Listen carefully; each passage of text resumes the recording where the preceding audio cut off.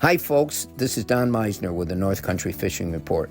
You know, one of the things that we've talked about a lot over the past few years is sort of the conflict or the rivalry between using artificials and live bait. I grew up fishing live bait, and I want to talk about that because as a kid growing up on the Genesee River, just a couple miles from the Pennsylvania border, where it just spilled into the state and it was a wonderful trout stream, I spent just about every day of my life out on the water fishing trout.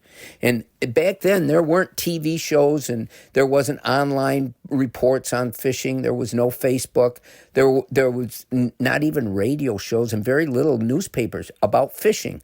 So I had to kind of learn it for myself. And I was one of these kids. I had a lot of freedom. My folks were wonderful to me. And so I'd spend time trying to find things in life. I was fascinated by all the insects and things that I was discovering because life was new for me. So one of the things that I did do is every type of little organism that I discovered, and I say discovered it because people didn't tell me about them, I would try putting them on a hook and fishing with them. And it's amazing what I really did discover because certain live baits, I made them into a bait. Certain live organisms, either the fish proved to like or they would turn their heads on it. One of the things that no fish will ever eat is a toad.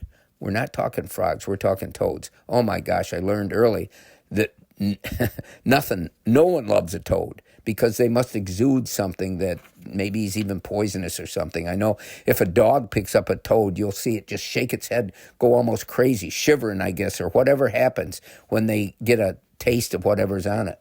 But other things, the fish tended to love. One of the things that, when I first got a hellgrammite, I saw this thing crawling under a rock, had no idea. I pick it up and it pinches me worse than any crayfish could ever do. It's like it had the power of some superhero in its tiny little jaws or pinchers that it has. But the fish didn't seem to care about that. I guess they didn't worry about getting pinched, and they would go crazy for hellgrammites.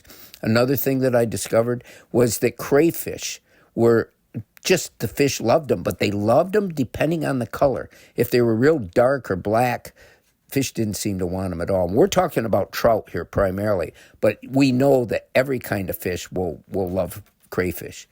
But if they were light-colored or even orangish, oh my gosh, the fish knew that if they were that color, it's that the shell would be much softer, maybe easier to eat, maybe taste better or something. So crayfish.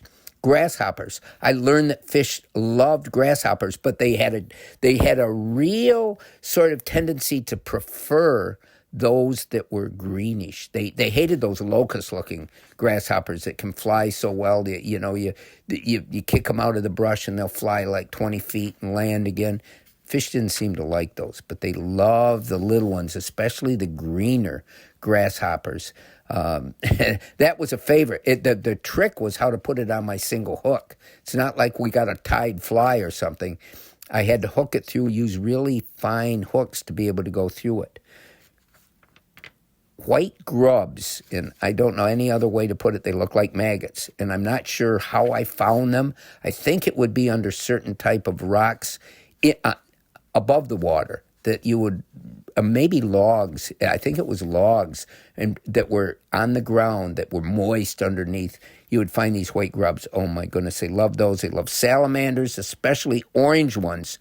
Pollywogs, not so much. And I couldn't figure that out if they loved little frogs. But the frogs had to be the green ones. Again, I'm saying the color green.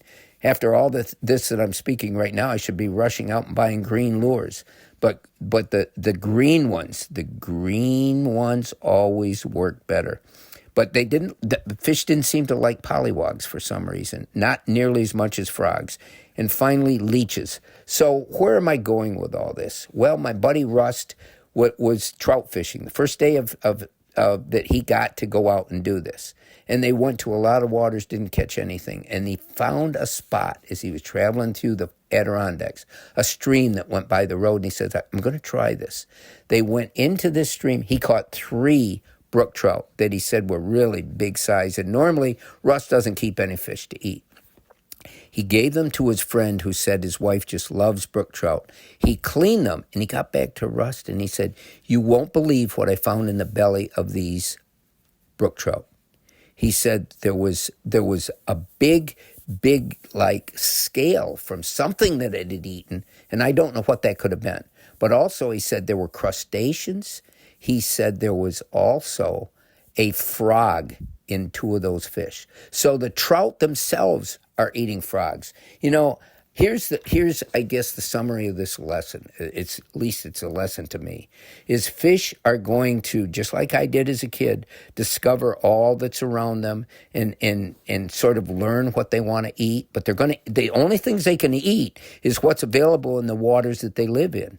And they're going to feed on just about everything that they find that seems to enhance their life. And how would they know that? They keep being alive, I guess. And I know that sounds real simple, what I'm saying.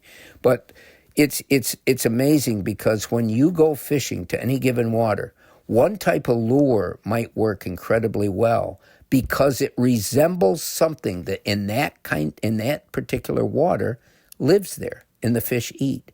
And you may take that same lure to another stream, pond, or lake, and it not be nearly as effective because it doesn't resemble the majority of the food that those fish have available and become part of their diet. Until next time, folks, this is Don Meisner with the North Country Fishing Report.